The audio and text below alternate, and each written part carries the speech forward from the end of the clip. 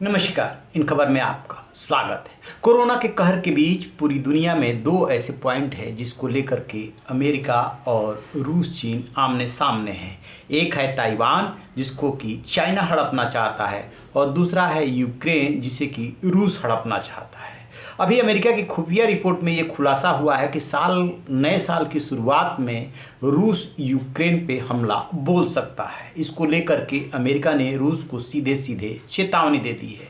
आखिरकार क्यों रूस जो है यूक्रेन पे हमला बोलना चाहता है? पूरे साल 2021 जो बीता है, बीच बीच में ये खबरें आती रही कि यूक्रेन के बॉर्डर पे रूस ने सैनिक तैनात कर रहा है। अभी की जो खबर है, जो खुफिया रिपोर्ट है, उसके मुताबिक 94,000 के आसपास सैनिक यूक्रेन के बॉर्डर पे है और उन्होंने विंटर का एक्सरसाइज भी शुरू कर दिया है। अगले हफ्ते, जो अभी डेट तय नहीं है, रूस के राष्ट्रपति व्लादिमीर पुतिन और अमेरिका के राष्ट्रपति जो बाइडेन के बीच में वर्चुअल मीटिंग होनी है। और आपको याद होगा कि इससे पहले चीन के राष्ट्रपति शी जिनपिंग और बाइडेन के बीच वर्चुअल मीटिंग हो चुकी है। उस मीटिंग में भी थोड़ी तनातनी दिखी थी, क्योंकि ताइवान को लेकर के चीन मानने को तैयार नहीं है और यूक्रेन को लेकर के रसिया मानने को तैयार नहीं है।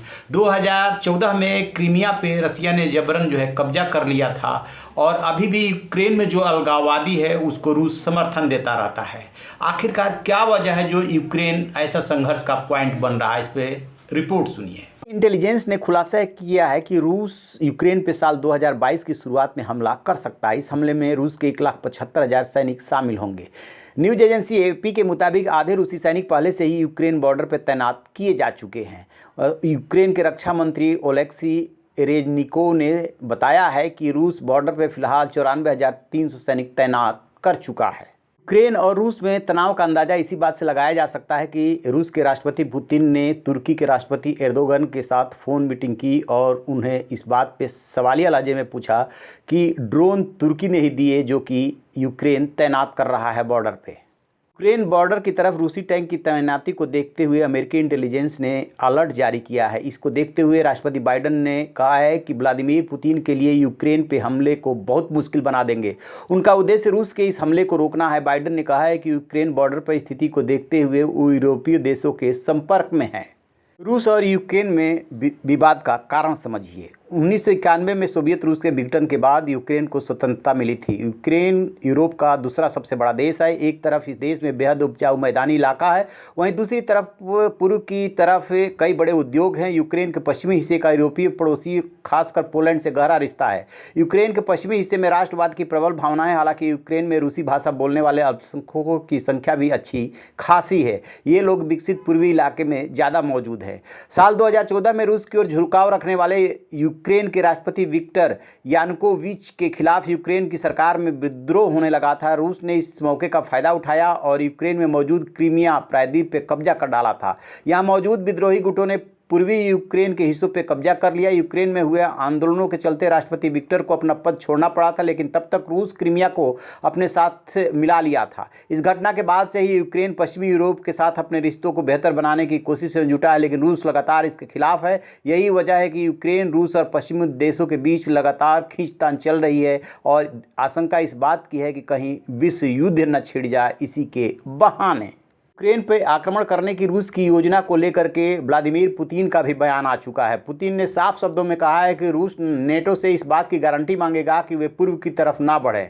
रूस, अमेरिका और इसके सहयोगी देशों के साथ वार्ता में वो विशेष तौर पे इस मुद्दे को उठाएंगे। दरअसल रूस नहीं चाहता है कि नेटो उसके दरवाजे तक पहुँचे। तो जैसा कि आपने सुना, जब 1991 में सोवियत रूस का विघटन बना, वहीं से यूक्रेन निकला। स्वाभाविक सी बात है कि जब इतने दिनों तक वो रूस के साथ रहा तो उसका सांस्कृतिक, राजनीतिक और जो कांटेक्ट है वो रूस के नज़दीक है। लेकिन ये भी आप जान लीजिए कि यूक्रेन यूरोप का दूसरा बड़ा देश है और पश्चिमी यूरोप के नज़दीक वो आना चाहता है।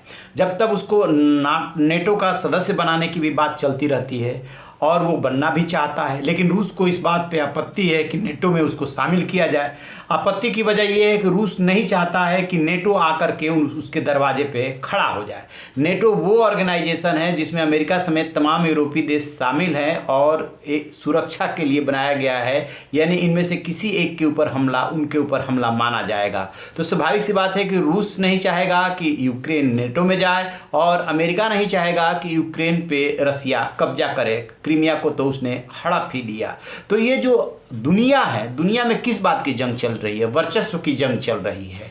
अब पुतिन को ऐसा लगता है कि यही वो समय है जब अमेरिका कमज़ोर हो रहा है, उसकी अर्थव्यवस्था डाउन हो रही है, तो चाइना चाहता है कि मैं महाशक्ति बनूं और रसिया चाहता है कि जो पहले से महाशक्ति का दर्जा रहा है, यदि वो दर्जा छीन गया है उससे, तो कम से कम कुछ संदेश तो दे कि उसके बिना दुनिया में शांति नहीं हो सकती। पुतिन भी अपने स्वभाव के लिए जाने जाते हैं। तो ये वर्चस्व की लड़ाई चल रही है और इसमें जो दो देश हैं, एक तरफ ताइवान और दूसरी तरफ यूक्रेन, वो पीस रहे हैं। उनकी मजबूरी है कि वो अमेरिका की तरफ या नेटो की तरफ झुके हुए हैं। इसको लेकर के जैसी अपडेट मिलेगा आपसे साझा करेंगे। रहिए ना बेखबर, देखते रहिए इन खबर। Thank you.